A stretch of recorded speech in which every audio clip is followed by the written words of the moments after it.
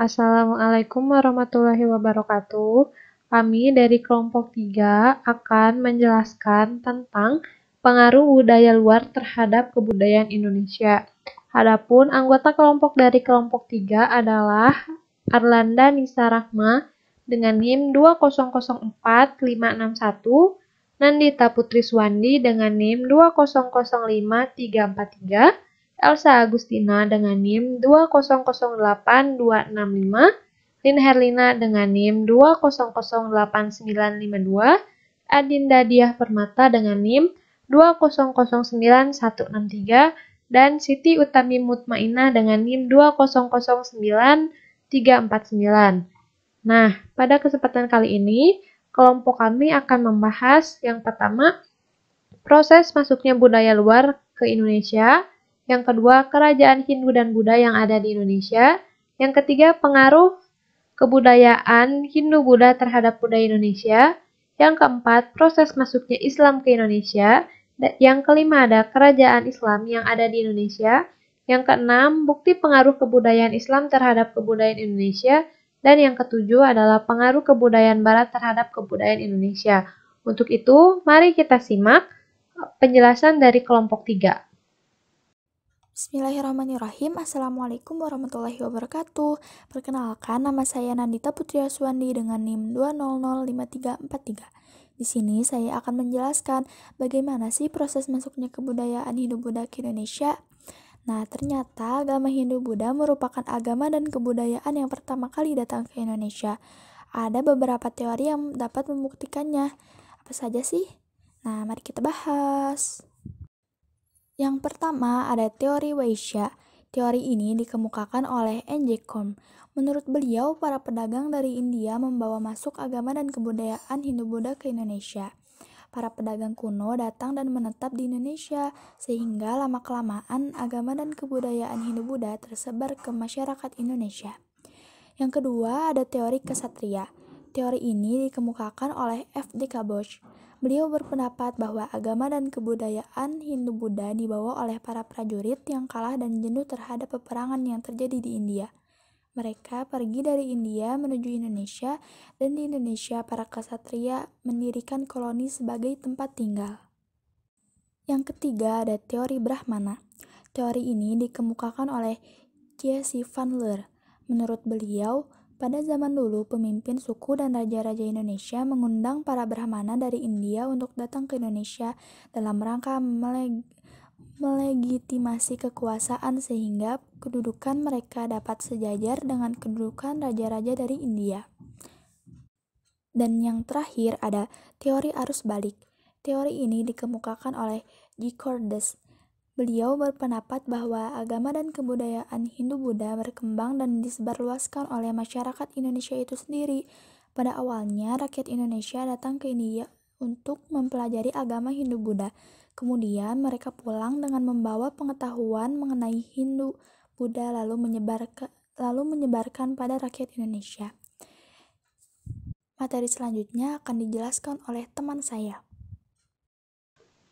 Assalamualaikum warahmatullahi wabarakatuh. Perkenalkan, nama saya Lin Herlina dengan NIM 2008952. Di sini saya akan menjelaskan tentang kerajaan-kerajaan Hindu-Buddha yang ada di Indonesia. Kerajaan-kerajaan tersebut diantara lain yang pertama ada Kerajaan Kutai.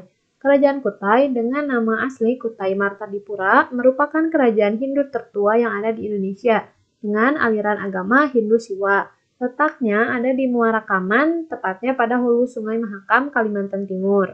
Menurut Samsul Munir Amin, pada tahun 2009, penguasa kerajaan Kutai yang pertama adalah Kudungga yang kemudian digantikan oleh Raja Asowarman. Nah, selanjutnya menurut Junet, pada tahun 2008, aksara yang dipaat pada Yupa itu berasal dari awal abad ke-5 Masehi dan sedangkan bahasanya ialah bahasa Sanskerta yang artinya pemahaman kerajaan Kutai adalah sejumlah pengetahuan akan keragaman hidup manusia baik dalam aspek individual maupun kolektif tentang kehidupan masyarakat Hindu di Kutai sebagai awal mula masuknya agama. Lalu kerajaan yang kedua adalah Kerajaan Tarumanegara. Kerajaan Tarumanegara adalah salah satu kerajaan tertua di Indonesia, lebih tepatnya kedua setelah Kerajaan Kutai, dan kerajaan tertua yang ada di Jawa Barat, yang meninggalkan catatan sejarah. Menurut Saptika pada tahun 2011, Kerajaan Tarumanegara atau Kerajaan Taruma adalah sebuah kerajaan yang pernah berkuasa di wilayah barat Pulau Jawa pada abad ke-4 hingga abad ke-7 Masehi. Nah, kemudian menurut Purwadi pada tahun 2007, Tarumanegara didirikan oleh Raja Dirajaguru Jayasingawarman pada tahun 358 Masehi. Nah, ini tuh menurut naskah Wangsakarta. Kerajaan Tarumanegara merupakan kerajaan kelanjutan dari Kerajaan Salakanegara pada tahun 130 sampai dengan 362 Masehi. Artinya, pemahaman Kerajaan Tarumanegara adalah sejumlah pengetahuan akan keragaman hidup manusia, baik dalam aspek individual maupun kolektif tentang kehidupan masyarakat Tarumanegara sebagai awal mula masuknya agama Hindu-Buddha di daerah Jawa Barat. Lalu, kerajaan yang ketiga ada Kerajaan Holling. Nah, Kerajaan Holling atau Kerajaan Kalingga adalah sebuah kerajaan yang bercorak Hindu di Jawa Tengah, yang pusatnya ada di daerah Kabupaten Jepara sekarang ini. Hal ini sesuai dengan pendapat Supriyadi pada tahun 2008 bahwa Kerajaan Holling diperintah oleh seorang raja wanita yang bernama Ratu Sima. Dia mulai berkuasa sejak tahun 674 Masehi. Lalu selanjutnya menurut Supriyadi juga, prasasti pengilan Kerajaan Holling adalah prasasti Tukmas. Prasasti berhurufkan huruf Palapa ini dan berbahasa Sanskerta. Berdasarkan beberapa pendapat di atas, penulis dapat menyimpulkan bahwa Kerajaan Holling merupakan kerajaan yang pernah diperintah oleh Ratu Sima. Ia memerintah dengan keras dan adil. Ratu Sima juga menghendaki agar kejujuran dijunjung tinggi. Ia dikenal memiliki peraturan barang siapa yang mencuri akan dipotong tangannya. Lalu, kerajaan keempat adalah Kerajaan Sriwijaya. Kerajaan Sriwijaya merupakan kerajaan yang bercorak agama Buddha. Raja yang pertamanya adalah Raja Srijayanaga, sedangkan raja yang paling terkenalnya adalah Raja Balaputra Dewa. Hal ini sesuai dengan pendapat Prasatya pada tahun 2010. Sriwijaya yang merupakan kerajaan besar penganut agama Buddha telah berkembang iklim yang kondusif untuk mengembangkan agama Buddha. Sedangkan menurut Saptika pada tahun 2011, Kerajaan Sriwijaya adalah salah satu kemaharajaan maritim yang kuat di Pulau Sumatera dan banyak memberi pengaruh besar di Nusantara dengan daerah kekuasaannya membentang dari Kamboja, Thailand, Semenanjung Malaysia, Sumatera, Jawa, Kalimantan, dan Sulawesi. Yang artinya, Kerajaan Sriwijaya ini merupakan kerajaan besar penganut agama Buddha dan salah satu kemaharajaan maritim yang kuat di Pulau Sumatera dan banyak memberi pengaruh terhadap Nusantara dengan daerah kekuasaan yang membentang dari Kamboja, Thailand, Semenanjung Malaysia, Sumatera, Jawa, Kalimantan, dan juga Sulawesi. Yang selanjutnya ada Kerajaan Medang Kemulan. Kerajaan Medang Kemulan menempati posisi pertama sebagai kerajaan yang ada di Pulau Jawa. Menurut Supriyadi pada tahun 2008, Prabu Dewa Cengkar adalah seorang raja yang tamak, angkuh, menindas, dan selalu mengumbar angkara murka. Rakyat seluruh kawasan Medang dibuat resah oleh rajanya. Selanjutnya, menurut teori Bos yang dikutip dari Saptika pada tahun 2011, nama Raja-Raja Medang dalam prasasti Mati Asih dianggap sebagai anggota Wangsa Sanjaya secara keseluruhan. Artinya bahwa Kerajaan Medang Kemulan merupakan kerajaan pertama yang ada di Jawa, di mana nama yang lazim dipakai untuk menyebut Kerajaan Medang periode Jawa Tengah adalah Kerajaan Mataram. Nah, selanjutnya yang keenam itu ada Kerajaan Kediri. Kediri pada abad 11 Masehi yang merupakan kelanjutan dari Kerajaan Medang Kamulan yang didirikan oleh Empu Sindok dan dari dinasti Isyana. Menurut Marwati Junaid pada tahun 2008, Berdirinya Kerajaan Kediri berawal ketika Kerajaan Sriwijaya dengan Kerajaan Kecil Wurawari berhasil meruntuhkan Kerajaan Mataram kuno lewat peristiwa Mahapralaya. Kekuasaan Kerajaan Mataram kuno diambil alih dan nama Mataram diubah menjadi Kediri. Selanjutnya, menurut Supriyadi pada tahun 2008, Kerajaan Kediri juga berada di daerah sekitar Lembah Sungai Berantas sekitar tahun 1104 sampai dengan 1222 Masehi, yang artinya Kerajaan Kediri merupakan kelanjutan dari Kerajaan Mataram yang didirikan oleh Empu Sindok dari dinasti Isyana yang terletak di wilayah pedalaman Jawa Timur. Kerajaan yang ketujuh ada Kerajaan Singasari. Kerajaan Singasari atau sering pula ditulis Singasari atau juga Singosari adalah sebuah kerajaan di Jawa Timur yang didirikan oleh Ken Arok. Menurut Saptika pada tahun 2011, berdasarkan prasasti Kudadu, nama resmi Kerajaan Singasari yang sesungguhnya ialah Kerajaan Tumapel.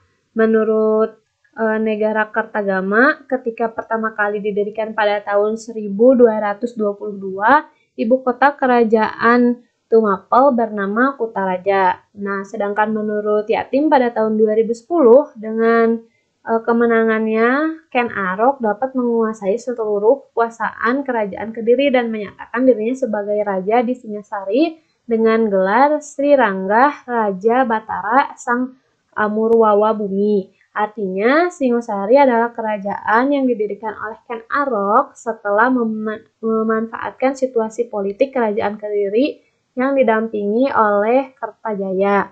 Lalu kerajaan yang selanjutnya adalah Kerajaan Bali. Kerajaan Bali merupakan sebuah kerajaan yang terletak di sebuah pulau kecil yang tidak jauh letaknya dari Pulau Jawa Timur dengan nama yang sama yaitu Bali. Menurut Saptika pada tahun 2011, dalam cerita Cina abad ke-7 disebut adanya nama daerah yang bernama Dua Patan yang terletak di sebelah timur Kerajaan Holing atau Kerajaan Jawa. Lalu menurut Junet, pada tahun 2008, prasasti yang berangka tahun 882 Masehi menggunakan bahasa Bali menerangkan tentang pemberian ini kepada para biksu untuk mendirikan pertapaan di Bukit Cintamani. Artinya, Kerajaan Bali adalah kerajaan yang bercorak agama Hindu. Pengaruh Hindu di Bali berasal dari Jawa Timur ketika Bali berada di bawah kekuasaan Majapahit.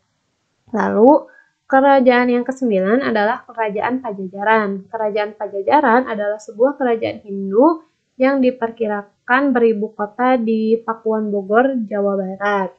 Nah, menurut Alfandi pada tahun 2013, setelah pelabuhan Sunda Kelapa direbut oleh Kerajaan Demak, Kerajaan Pajajaran harus menghadapi serangan dari Kerajaan Banten dari arah barat. Lebih lanjutnya, menurut Badri Yatim pada tahun 2010, Kerajaan Pajajaran itu runtuh pada tahun 1579 akibat serangan dari kerajaan Sunda lainnya, yaitu Kesultanan Banten. Nah, adapun yang terkenal dari kerajaan ini adalah Raden Kian Santang yang merupakan anak dari rajanya. Artinya, pada Kerajaan Pajajaran ini adalah sebuah kerajaan Hindu yang diperkirakan beribu kota di Bogor, Jawa Barat. Lalu, kerajaan yang terakhir adalah Kerajaan Majapahit. Majapahit adalah hari penobatan Raden Wijaya sebagai raja, yaitu pada tanggal 15 bulan Kartika pada tahun 1215 Saka yang bertepatan pada tanggal 10 November 1923. Yang artinya, Kerajaan Majapahit adalah kerajaan Hindu-Buddha terakhir yang menguasai Nusantara dan dianggap sebagai salah satu dari negara terbesar dalam sejarah Indonesia. Kerajaan Majapahit dapat dikatakan sebagai kelanjutan dari kerajaan. Menurut Saptika pada tahun 2011, Majapahit adalah sebuah kerajaan Indonesia yang pernah berdiri dari sekitar tahun 1923-1500 Masehi. Selanjutnya, Saptika juga mengemukakan bahwa tanggal pasti yang digunakan sebagai tanggal kelahiran kerajaan. Nah, mungkin materi selanjutnya akan dilanjutkan oleh teman saya. 1500 Masehi. Selanjutnya, Septika juga mengemukakan bahwa tanggal pasti yang digunakan sebagai tanggal kelahiran kerajaan. Nah, mungkin materi selanjutnya akan dilanjutkan oleh teman saya. Baik, di sini saya Erlanda dengan NIM 2004581 akan melanjutkan presentasi, yaitu ada bukti pengaruh kebudayaan kerajaan Hindu-Buddha di Indonesia. Yang pertama ini ada seni bangunan. Pengaruh Hindu-Buddha secara fisik paling jelas tampak pada bangunan candi, di mana candi merupakan bangunan yang paling banyak didirikan pasca pengaruh kebudayaan Hindu-Buddha. Candi memiliki arti dan bentuk bangunan beragam, misalnya candi yang berfungsi sebagai alat peribadatan dan makam, candi pemandian suci. Terus candi terdiri atas 3 bagian, yaitu kaki bandi, burloka, alam dunia fana, tubuh candi, burwaloka, alam pembersihan jiwa, dan puncak candi, swarloka, alam jiwa suci. Namun karena ciri akulturasi adalah dengan mempertahankan kekhasan budaya asalnya, maka terdapat perbedaan arsitektur yang cukup mencolok. Salah satunya candi yang berada di kawasan Jawa Tengah dengan candi yang ada di kawasan Jawa Timur. Adapun perbedaan dari candi-candi tersebut yaitu candi di Jawa Tengah berbentuk tambun dengan hiasan kalamakara, wajah raksasa di atas gerbang pintu masuk. Puncak candi berbentuk stupa dengan bahan utama batu andesit. Pada umumnya candi ini akan menghadap ke arah timur. Candi di Jawa Timur berbentuk ramping dengan hiasan di atas gerbang lebih sederhana daripada kalamakara. Puncak candi berbentuk kubus dengan bahan utama batu bata. Umumnya candi yang berada di Jawa Timur menghadap ke arah barat. Terus di sini ada Candi Jawi. Candi ini terletak di Desa Candiwates, Kecamatan Prigen, Pasuruan, Jawa Timur. Candi ini didirikan atas perintah raja terakhir Kerajaan Singasari, yaitu Raja Kertanegara. Terus yang ini ada Candi Borobudur yang terletak di Magelang, Jawa Tengah, yang merupakan salah satu keajaiban dari 7 keajaiban dunia. Terus yang selanjutnya yang kedua ada kesusastraan. Dalam perkembangannya budaya tulisan melahirkan karya-karya sastra berupa kitab, buah karya para pujangga Nusantara. Kitab ini berupa kumpulan kisah, catatan, atau laporan tentang suatu peristiwa. Kadang di dalamnya juga terdapat mitos. Pengaruh akulturasi budaya ini paling jelas tampak pada upaya adaptasi yang dilakukan oleh sejumlah pujangga seperti Empu Prapanca dalam kitab Negara Kertagama dan Empu Tantular dalam kitab Sutasoma. Mereka melakukan adaptasi terhadap epik Mahabharata dan Ramayana disesuaikan dengan pada kondisi masa itu. Yang ketiga ada bahasa dan tulisan. Pengaruh Hindu-Buddha mengantarkan masyarakat Indonesia kepada budaya tulis atau zaman sejarah. Budaya tulis itu menggunakan bahasa Sanskerta dengan huruf Pahlawa atau jenis tulisan yang digunakan di bagian selatan India.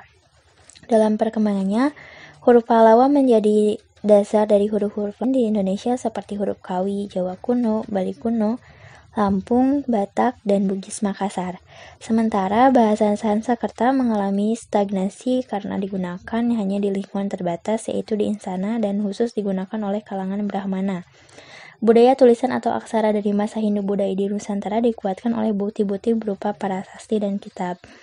Dalam perkembangan selanjutnya, bahkan hingga saat ini, bahasa Indonesia memperkaya diri dengan bahasa Sanskerta. Kalimat atau kata-kata bahasa Indonesia yang merupakan hasil serapan dari Sanskerta yaitu seperti Pancasila, Dasa Dharma, Kartika Eka Paksi, prasyaratnya Punakarya Nugraha, dan sebagainya. Seperti ada kata durhaka dari kata drohaka, bahagia dari kata bahagia, manusia dari kata manusia, tirta yang berarti air, Eka Duwitri berarti 1, 2, 3. Ada yang kelima dari sistem pemerintahan. Pengaruh kebudayaan Hindu-Buddha di Indonesia mengubah sistem pemerintahan yang ada di Nusantara. Awalnya sistem pemerintahan bercorak kesukuan dan kerakyatan menjadi monarki dan hierarki atau tingkatan yang jelas. Struktur pemerintahan monarki berlaku umum di semua kerajaan Hindu-Buddha yang pernah muncul di Indonesia, mulai dari Kutai sampai Majapahit. Artinya pemimpin tertinggi pemerintahan adalah raja, di mana raja dipilih berdasarkan faktor keturunan dari dinasti yang berkuasa dan dikukuhkan oleh kasta Brahmana atau kasta yang paling disegani dalam masyarakat Hindu. Assalamualaikum warahmatullahi wabarakatuh. Perkenalkan, nama saya Lin Herlina dengan NIM 2008952. Di sini saya akan menjelaskan tentang proses masuknya agama Islam ke Nusantara. Proses masuknya agama Islam ke Nusantara melalui beberapa jalur seperti jalur perdagangan, pernikahan, dan lain-lain.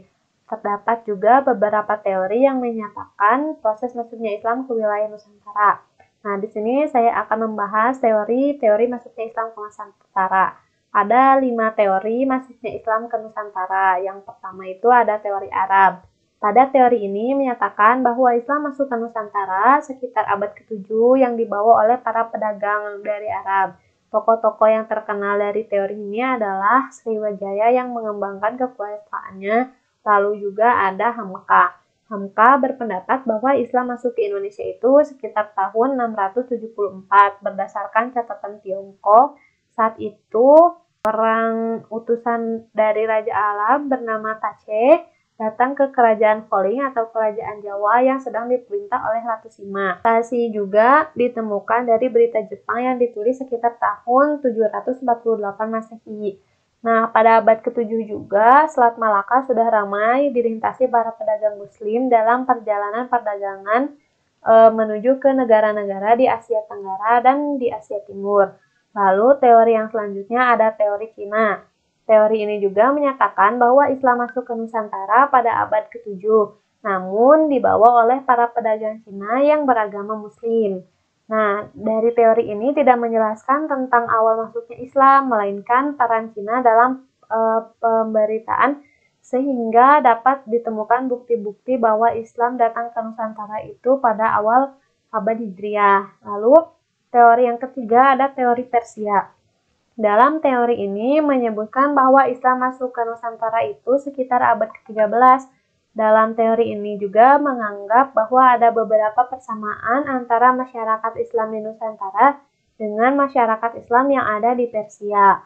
Pada teori Persia ini lebih merujuk kepada aspek bahasa yang menunjukkan bahwa Islam telah masuk ke Nusantara dan bahasanya telah diserap. Seperti kata abdas yang dipakai oleh masyarakat Sunda merupakan serapan dari bahasa Persia yang artinya wudhu. Bukti lain pengaruh bahasa Persia adalah bahasa Arab yang digunakan masyarakat Nusantara, seperti kata-kata yang berakhiran tak.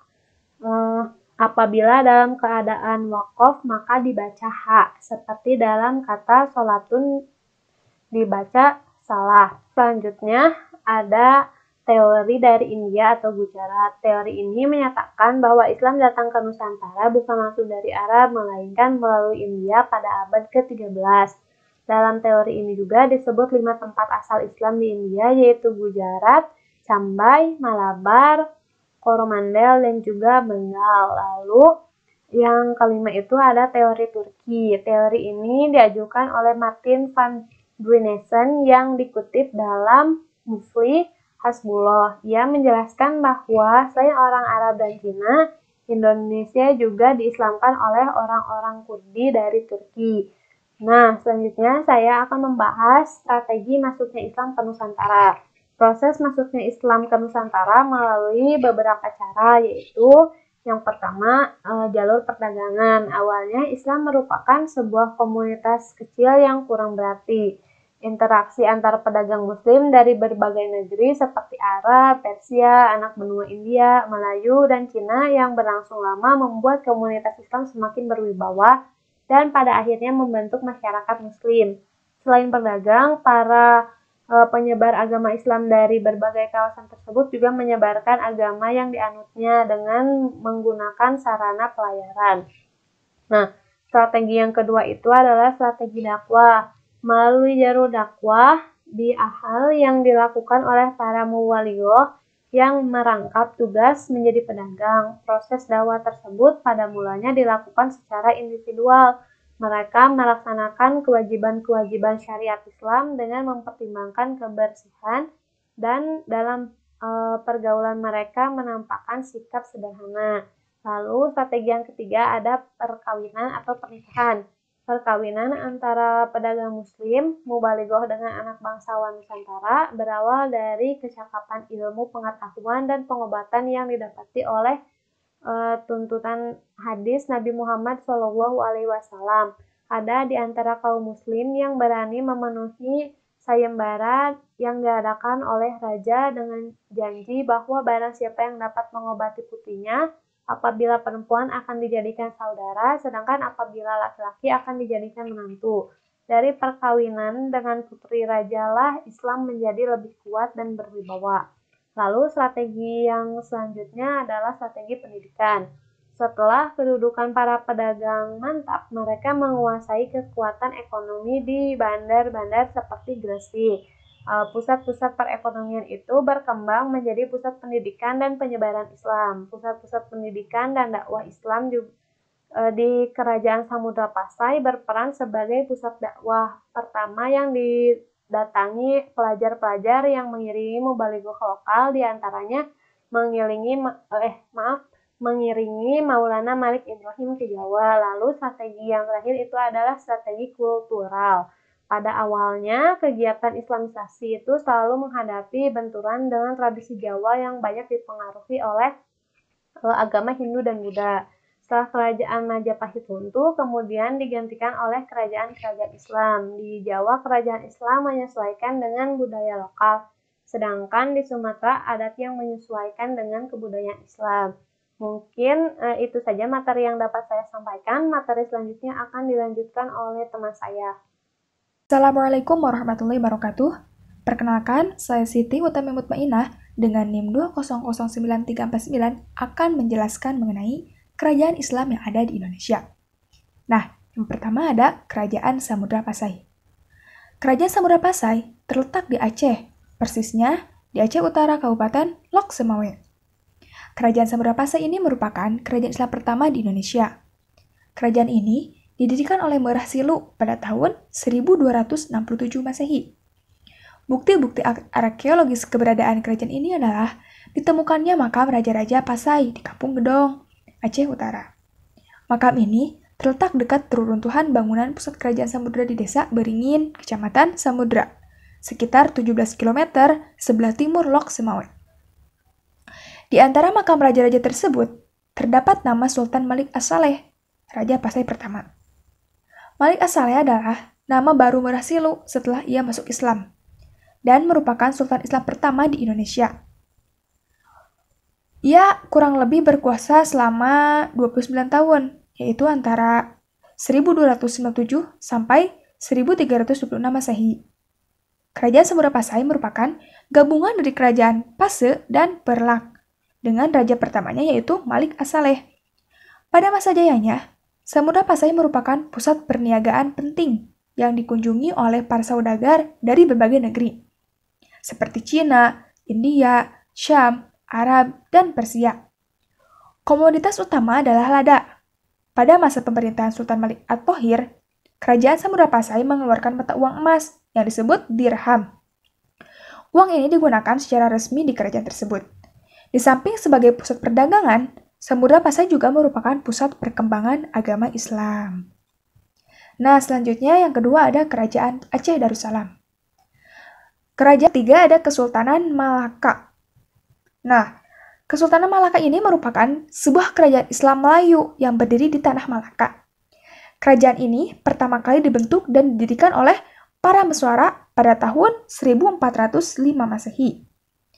Kerajaan ini tercatat memiliki hubungan baik dengan Cina, yang dimana tercatat sudah banyak hubungan yang dilakukan oleh kedua belah pihak. Kerajaan Malaka terkenal sebagai penguasa jalur pelayaran dan perdagangan di Selat Malaka sekitar abad 15. Runtuhnya Kesultanan Malaka akibat dari invasi Portugis pada tahun 1511, dan peristiwa tersebut menjadi salah satu awal mula invasi militer Eropa ke Nusantara. Nah, yang keempat ada Kerajaan Perlak. Kerajaan Perlak merupakan kerajaan Islam di Indonesia yang terletak di Perlak, Aceh Timur pada tahun 840 sampai 1292 Masehi. Aceh atau Perlak merupakan sebuah area produksi kayu perlak, sejenis kayu yang cocok untuk digunakan pembuatan kapal. Pada masa itu, daerah tersebut dikenal sebagai negeri Perlak. Oleh karena itu, Daerah tersebut ramai dikunjungi oleh kapal-kapal dari negeri Arab dan Persia. Hal ini menyebabkan perkembangan komunitas Islam di daerah ini hingga pernikahan campuran pedagang Muslim dengan wanita asli daerah Perlak. Raja pertama kerajaan Perlak adalah Alaiddin Sayyid Maulana Aziz Shah. Namun, masa kekuasaannya tidak banyak diketahui. Raja terakhir Muhammad Amir Shah mengawinkan putrinya dengan Malik Saleh. Lalu Malik Saleh mendirikan kerajaan Samudra Pasai. Nah, selanjutnya yang kelima ada Kerajaan Demak. Kerajaan Demak merupakan kerajaan Islam pertama dan terbesar di Pulau Jawa yang berdiri pada tahun 1478 Masehi, yang dipimpin oleh Raden Patah. Kerajaan Demak terletak di wilayah Demak, daerah pesisir utara, Jawa Tengah. Kerajaan Demak merupakan pelopor penyebaran agama Islam di Pulau Jawa dan Indonesia pada umumnya. Hal ini lantaran dukungan dari para wali songo kala itu. Munculnya Kerajaan Demak terjadi pada masa kemunduran Kerajaan Majapahit, yang kala itu beberapa wilayah kekuasaan Majapahit memisahkan diri. Kerajaan ini tercatat memiliki 5 raja yang pernah berkuasa, yaitu Raden Patah, Pati Unus, Sultan Trenggono, Sultan Prawata, dan Arya Panangsang. Pada masa kejayaannya, kerajaan ini menjadi kerajaan yang tak tersaingi di Pulau Jawa khususnya.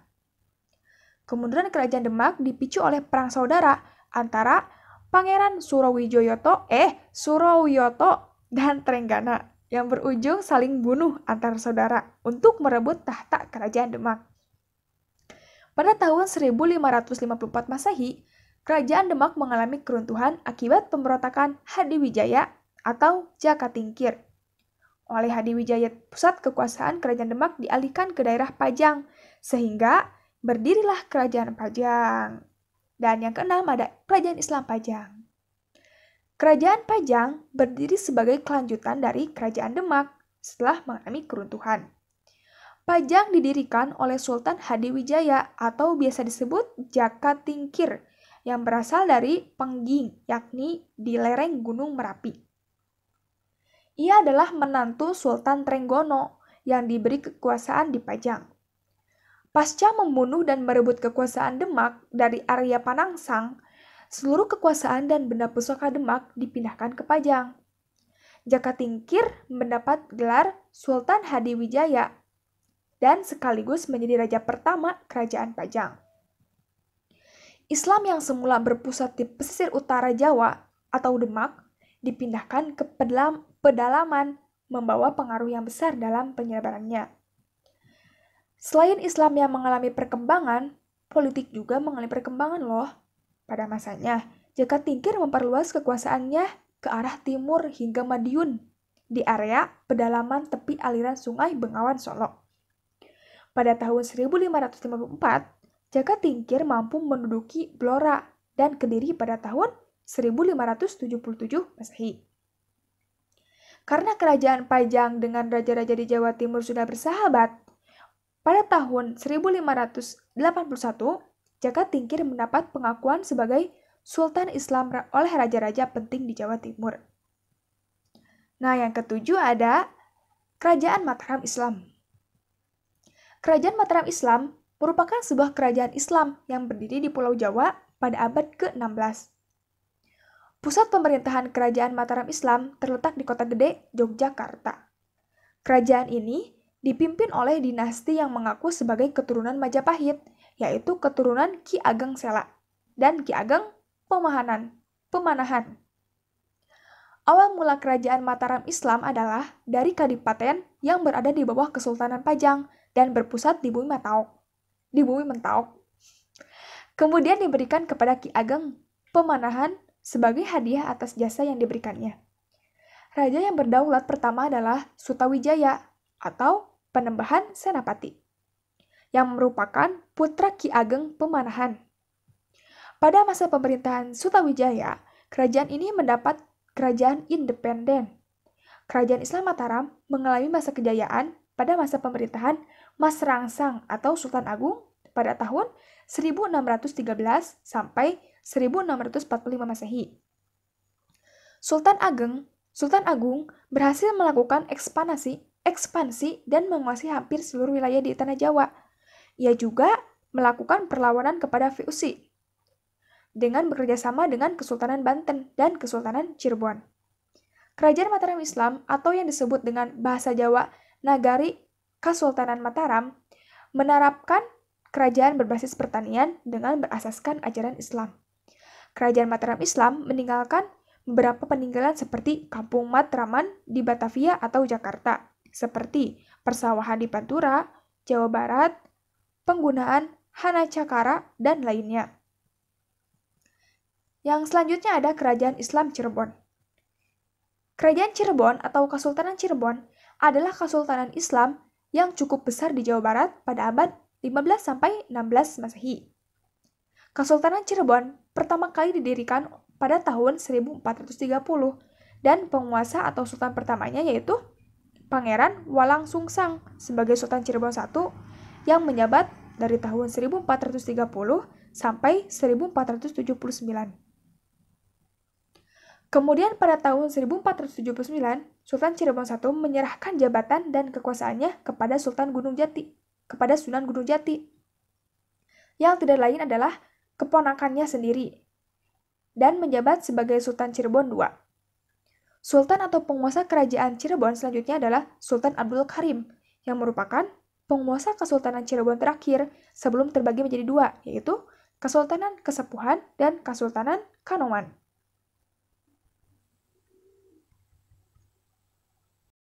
Nah, yang kesembilan ada Kerajaan Islam Banten. Kesultanan Banten atau Kerajaan Banten merupakan kerajaan Islam di Pulau Jawa, tepatnya di Pasundan, Banten pada tahun 1526 Masehi. Sultan pertama yang memimpin kerajaan ini adalah Sultan Maulana Hasanuddin, dan pemimpin terakhir dari Kesultanan Banten sebelum dipaksa bubar oleh kolonial Inggris adalah Sultan Maulana Muhammad Syafiuddin. Raja atau sultan yang paling terkenal di Kesultanan Banten adalah Sultan Agung Tirtayasa, yang dimana pada masa kejayaannya, Kesultanan Banten terjadi di masa kepemimpinannya. Kerapuhan dan akhir dari Kesultanan Banten terjadi akibat banyak faktor. Salah satunya adalah adanya perang saudara yang terjadi di kerajaan di mana Sultan Haji, anak dari Sultan Agung Tirtayasa, berusaha untuk mendapatkan kekuasaan dari tangan sang ayah. Nah, dari kejadian tersebut, akhirnya berimbas pada pembubaran Kesultanan Banten pada tahun 1813 Masehi oleh pemerintah Inggris yang sedang berkuasa di Indonesia. Yang ke-10 ada Kerajaan Islam Banjar. Kesultanan Banjar berdiri sejak tahun 1520 Masehi dan bertahan hingga tahun 1905 Masehi. Sultan atau pemimpin pertama dari Kerajaan Banjar adalah Sultan Surian Shah yang dilantik pada tahun 1526 Masehi dan memimpin hingga tahun 1550 Masehi. Masa keemasan dari Kesultanan Banjar terjadi sejak periode awal pada tahun 1526 hingga 1787 Masehi, yang dimana kerajaan ini terkenal akan aktivitas pertanian dan juga agensi militernya. Pada tahun 1860, Belanda secara langsung membubarkan Kesultanan Banjar yang mengharuskan Kesultanan Banjar ditidakkan kembali. Namun sejarah mencatat bahwa pemerintahan Banjar tetap ada hingga tahun 1905 Masehi, yang dimana rakyat Banjar meyakini adanya pemerintahan darurat. Pemimpin atau sultan terakhir dari kerajaan Banjar adalah Sultan Muhammad Seman. Yang ke-11 ada Kerajaan Sukadana atau Tanjung Pura. Kerajaan Tanjung Pura merupakan kerajaan tertua di Kalimantan Barat yang berdiri pada abad ke-8. Kerajaan ini mengalami beberapa kali pemindahan dari ibu kota kerajaan. Ibu kota pertama terletak di Negeri Batu, yang saat ini dikenal sebagai Kabupaten Ketapang, kemudian dipindahkan ke Sukadana. Saat ini, kota tersebut menjadi Kayong Utara pada abad ke-14, dan merubah menjadi Kerajaan Matan pada abad ke-15 sejak Sorgi atau Giri Kesuma berkuasa dan memeluk Islam. Yang ke-12 ada Kerajaan Islam Ternate. Kerajaan Islam Ternate didirikan oleh Sultan marhum. Keberadaan kerajaan ini adalah di Maluku Utara. Di Maluku Utara sendiri terdapat 4 kerajaan, yaitu Ternate, Tidore, Obi, dan Bacan. Dari keempat kerajaan tersebut, Ternate dan Tidore merupakan kerajaan yang berkembang cepat karena sumber rempah-rempah yang sangat besar. banyak para saudagar yang datang untuk melakukan perdagangan di kerajaan Ternate. Dan selain bertransaksi perdagangan, mereka juga menyebarkan agama Islam. Setelah Sultan Mahrum wafat, digantikan oleh Sultan Harun. Sultan Harun kemudian digantikan oleh putranya yang bernama Sultan Babullah. Pada masa pemerintahan Sultan Babullah, kerajaan ini mencapai puncak kejayaannya. Sultan Babullah kemudian meninggal pada tahun 1583. Tampuk kekuasaan kemudian digantikan putranya yang bernama Syahid Barakat. Kerajaan Ternate mengalami kemunduran karena tidak mampu melawan Spanyol dan VOC. Yang ke-13 ada Kerajaan Islam Tidore. Berdiri pada tahun 1801 Masehi, yang dipimpin oleh Raja Muhammad Naqil, Kerajaan Islam Tidore terletak di sebelah selatan Kerajaan Ternate, agama Islam, yang menjadi agama resmi Kerajaan Tidore dan disahkan oleh Raja Tidore ke-11 yaitu Sultan Jamaluddin, berkat dakwah dari Syekh Mansur dari Arab. Kerajaan Tidore menjadi pusat perdagangan karena banyaknya bangsa Eropa yang melakukan transaksi perdagangan. Bangsa tersebut seperti Spanyol, Portugis, dan Belanda. Kerajaan Islam Tidore mencapai puncak kejayaan pada masa pemerintahan Sultan Huku, yaitu pada tahun 1780 sampai 1805 Masehi. Yang ke-14 ada Kerajaan Islam Makassar. Terdapat beberapa kerajaan yang berada di wilayah Sulawesi Selatan, yaitu Kerajaan Gowa, Bone, Waju, Luwu, Talo, dan Sopeng. Di antara kerajaan tersebut, yang berkembang pesat adalah Kerajaan Gowa dan Talo. Hal tersebut dikarenakan letak Gowa dan Talo yang berada di tengah jalur pelayaran yang strategis.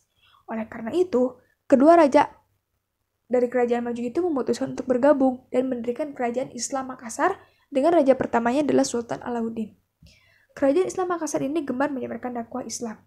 Masa puncak kejayaan Kerajaan Islam Makassar ini adalah pada saat pemerintahan Sultan Hasanuddin. Sultan Hasanuddin adalah cucu dari Sultan Alauddin. Yang ke-15 ada Kerajaan Bone. Kerajaan Bone dikenal dengan Akarungen Ribone, yang merupakan kerajaan Islam terletak di Sulawesi bagian barat daya yang sekarang dikenal dengan Provinsi Sulawesi Utara. Kerajaan Bone berdiri pada abad ke-16 dan dengan datangnya Tomanurung, Ri Matajang, Mata Silompoe yang mempersatukan 7 komunitas yang dipimpin oleh Matwa. Bone meraih puncak kejayaan setelah berakhirnya Perang Makassar pada tahun 1667 sampai 1669. Bone kemudian menjadi kerajaan paling dominan di wilayah Sulawesi Selatan. Dan yang terakhir ada Kerajaan Buton. Kerajaan Buton merupakan salah satu kerajaan Islam yang terletak di Kepulauan Buton, Sulawesi Tenggara. Kerajaan Buton resmi menjadi kerajaan Islam pada masa pemerintahan Raja Buton. Yang keenam yaitu Timbang-Timbangan atau Laki Laponto atau Halu Olego. Baginda diislamkan oleh Syekh Abdul Wahid bin Syarif Sulaiman Al-Fatani yang datang dari Johor. Agama Islam berkembang pesat di wilayah Kerajaan Buton. Ajaran Islam banyak ditetapkan dalam pemerintahan dan masyarakat. Peraturan undang-undang Kerajaan Buton disebut Murtabat 7 yang erat dengan ajaran tasawuf. Pada masa kejayaannya, Kerajaan Buton menjalin hubungan yang baik dengan seluruh kerajaan di Sulawesi hingga Pulau Jawa.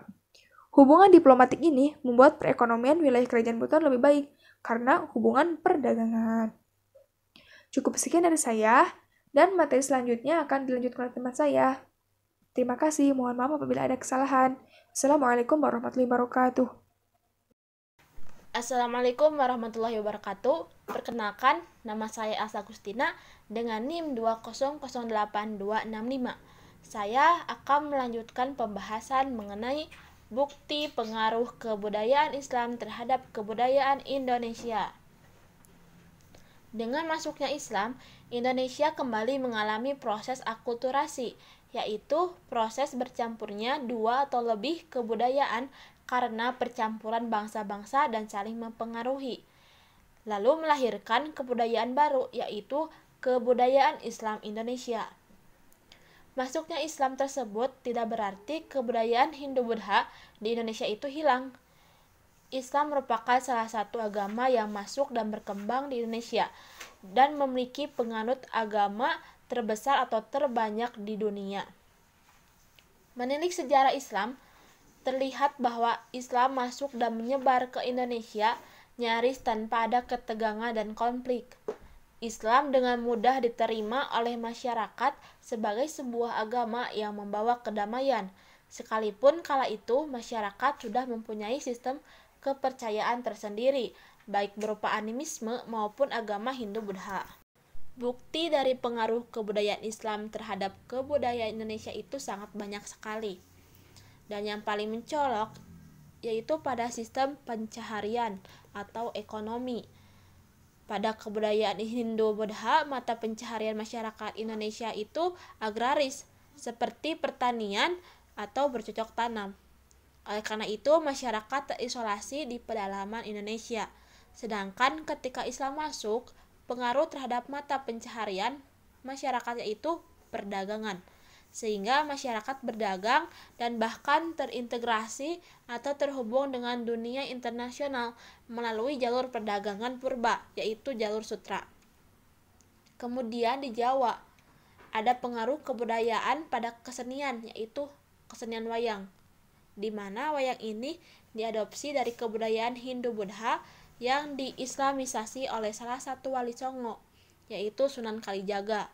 Sunan Kalijaga mengkreasikan seni pewayangan Jawa kuno yang banyak dipengaruhi oleh ajaran Hindu-Buddha, tetapi diubah sedemikian rupa, yaitu dari segi bentuknya yang dibuat tidak menyerupai manusia, karena dalam hal itu Islam melarangnya.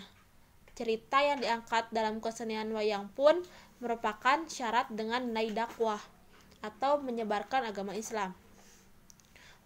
Bukti dari pengaruh Islam lainnya pada kesenian yaitu sholawatan, musik, gambus, dan lain-lain. Kemudian pada bidang kebahasaan atau sastra, yaitu yang terkenal syair-syair atau hikayat. Di Aceh terdapat sebuah hikayat yang bernama Hikayat Perang Sabi. Hikayat ini berisikan syair-syair yang membangkitkan semangat berjuang untuk melawan Belanda, khususnya bagi para pemuda muslim yang tidak takut akan kematian karena tujuan mereka berjuang di jalan yang benar. Kebudayaan Aceh merupakan bukti pengaruh Islam yang mengakar kuat hingga saat ini. Lalu ada berdirinya pesantren di Indonesia, merupakan bukti pengaruh kebudayaan Islam terhadap proses pendidikan, di mana masyarakat dapat menimba ilmu, terutama ilmu agama Islam. Pondok Pesantren Sidogiri, Pasuruan merupakan pesantren tertua, terbaik, dan berpengaruh di Indonesia karena telah menyebarnya lulusan ponpes ini ke berbagai penjuru Nusantara.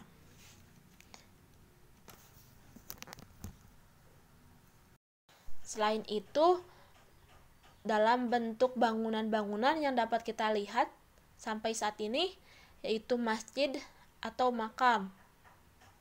Masjid adalah bangunan tempat ibadah, yaitu ibadah sholat bagi umat Islam.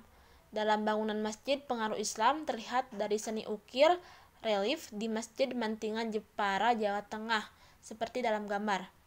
Selain itu, ada masjid yang ada seni ukir kayu pada masjid di Cirebon, Jawa Barat.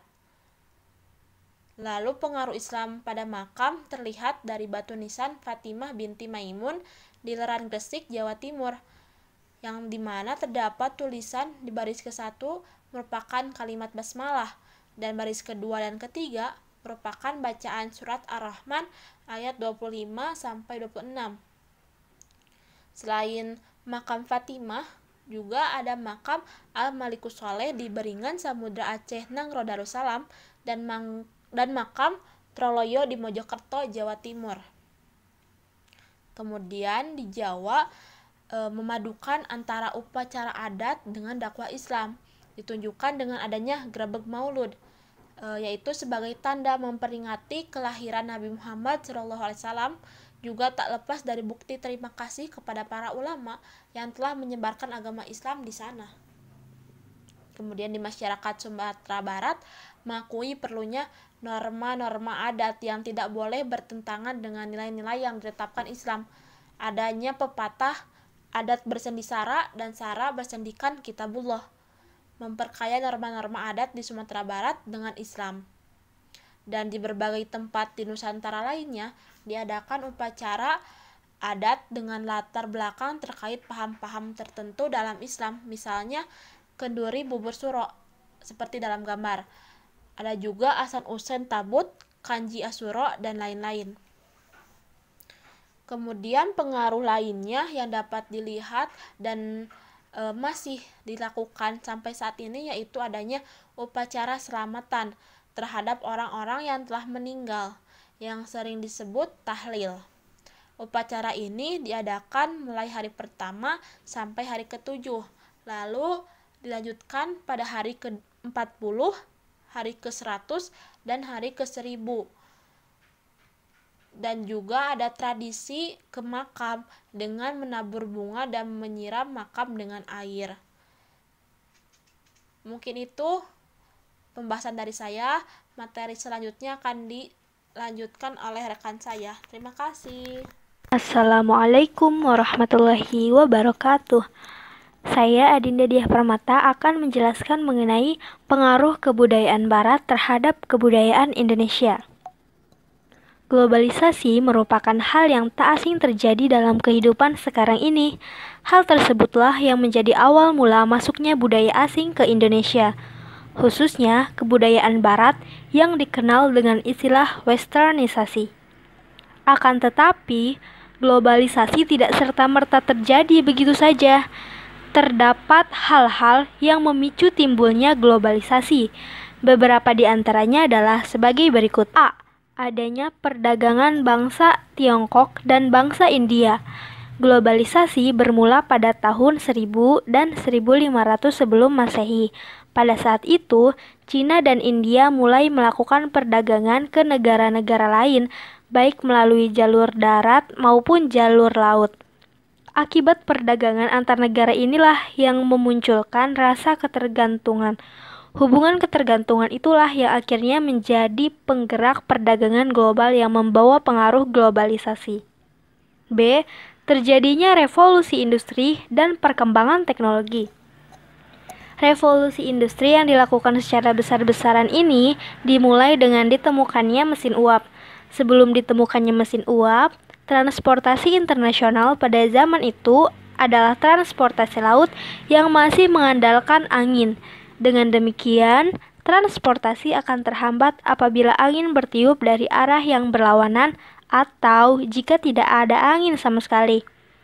Setelah ditemukannya mesin uap yang lebih efisien dan murah oleh James Watt, kapal laut akhirnya dapat berlayar selama 24 jam penuh tanpa menggunakan tenaga angin lagi. Selain itu, teknologi juga berperan besar dalam arus globalisasi. Pada zaman sekarang ini kan, teknologi sudah menyebar hampir ke seluruh dunia, yang artinya globalisasi berlangsung dengan pesat. Dengan demikian, hal tersebut memberikan kemudahan bagi setiap orang untuk mengakses kebudayaan luar. C. Adanya penjajahan antar negara. Kemudahan transportasi tentu membuat negara-negara Eropa mulai menjajah kerajaan yang ada di Afrika dan Asia, yang pada akhirnya membawa pengaruh besar terhadap penyebaran dan pertukaran budaya di dunia, termasuk Indonesia. Nah, berdasarkan uraian tersebut, dapat disimpulkan bahwa kebudayaan asing yang masuk ke Indonesia merupakan dampak dari globalisasi. Di samping hal tersebut, globalisasi sendiri merupakan dampak yang timbul dari aktivitas-aktivitas manusia itu sendiri. Selanjutnya, aku akan bahas pengaruh budaya Barat merupakan salah satu budaya asing yang masuk dan cukup populer di Indonesia. Budaya Barat ini menekankan individualitas dan kebebasan. Di Indonesia sekarang ini, banyak ditemukan kebiasaan-kebiasaan orang Barat yang tidak sesuai dengan norma-norma dalam kehidupan bermasyarakat. Selain itu, tak jarang pula kebudayaan tersebut ditiru oleh masyarakat, terutama kaum remaja yang menginginkan kebebasan seperti orang-orang Barat. Contoh kebudayaan-kebudayaan Barat yang banyak beredar di media sosial adalah gaya berpakaian, pergaulan, dan lain sebagainya.